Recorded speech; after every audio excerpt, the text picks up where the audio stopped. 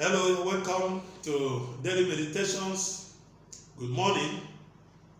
For today, I know that your life will never remain the same.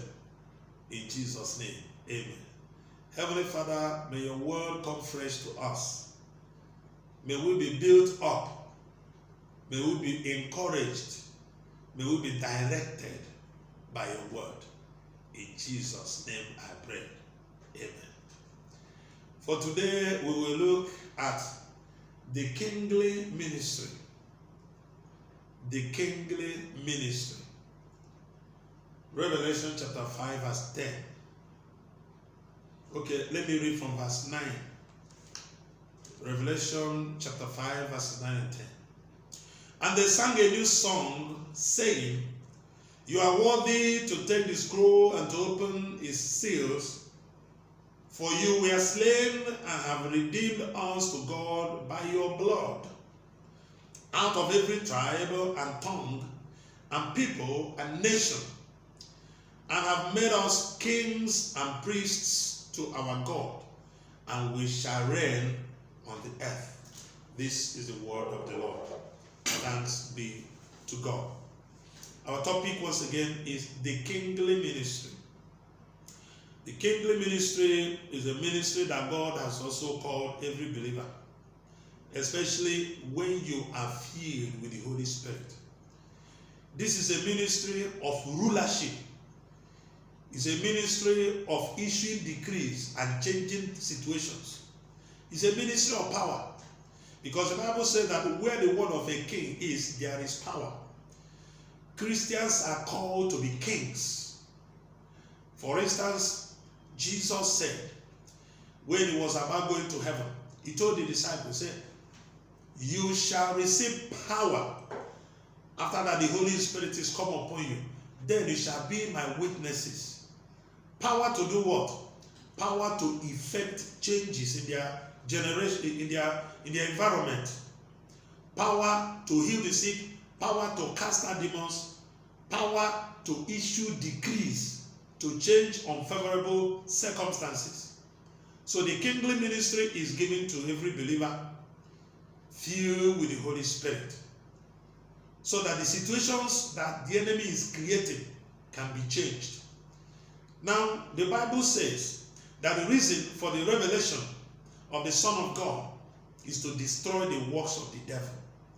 You cannot destroy the work of the devil without functioning as a king. Kings don't beg. Kings issue decrees. Kings give commands. The place of a believer in demonstrating the power of God is that place of the kingly ministry. God is looking for people to rise up to that responsibility. Look at Apostle Peter in the book of Acts chapter 4. He was talking to the same people that killed Jesus. He was speaking with speaking with the level of boldness that made the people to marvel. Kings are bold. And that's the essence of the Holy Spirit we have received.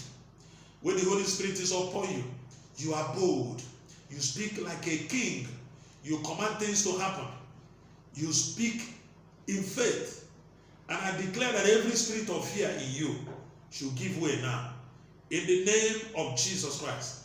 May the kingly ministry that God has placed in your hand begin to function, begin to function, begin to manifest.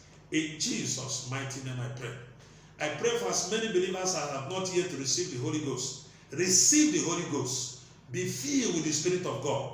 Begin to function as a king that Jesus has made you. In Jesus' mighty name we have prayed. Amen. Let us pray. Heavenly Father, you have called us to be kings unto you. You have not called us to be intimidated by circumstances around us. You have put us here to become your witnesses, to show forth your power, to carry your presence wherever you will go.